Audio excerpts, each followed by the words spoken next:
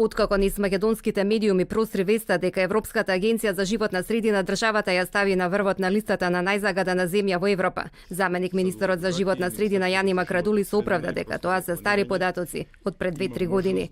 Од еколошките организации велат дека со години наназад граѓаните дишат токсичен воздух. Доволен индикатор дека воздухот е загаден се преполните болници и пациенти со респираторни проблеми, но и мерните станици кои во одредени периоди од денот детектираат висока концентрација на опасни честички.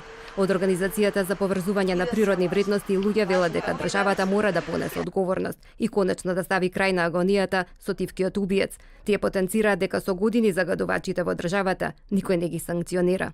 Долго години се боревме со филтрите, па ајде сега ќе ставиме филтри, ама долго време зошто не одговараат тие кои што нема ставено филтри или не си ги платија казните за да се подобри ситуацијата.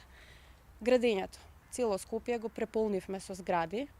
Се гради кај ќе се стигне, а и кај се гради, него се гради таму каде што е заштитено подрачје. Апсурдно и недозволиво е кога сме на врвот на листата на најзагадена земја во Европа, државата неплански да гради и уништува зеленило, кое го филтрира воздухот, велат упатените од оваа област.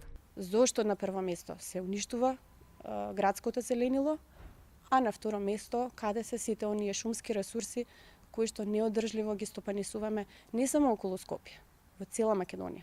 За жал шумарството во моментов од одржливо користење на природниве ресурси има само ние не ги одржуваме шумите онака како што треба да ги одржуваме за да имаат нашите генерации не само дрво, квалитетен живот и квалитетен воздух да дишат.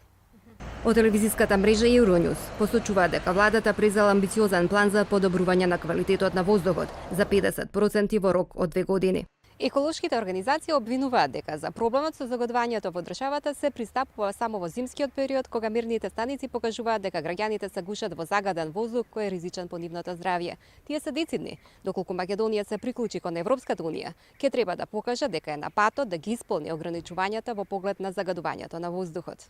Од Министерството за животна средина за телевизија 24 вела дека воздухот е загаден, но дека состојбата не е алармантна. Оттаму посочуваат дека минатата година овој период веќе биле прогласени вонредни мерки. Сега за сега нема место за паника.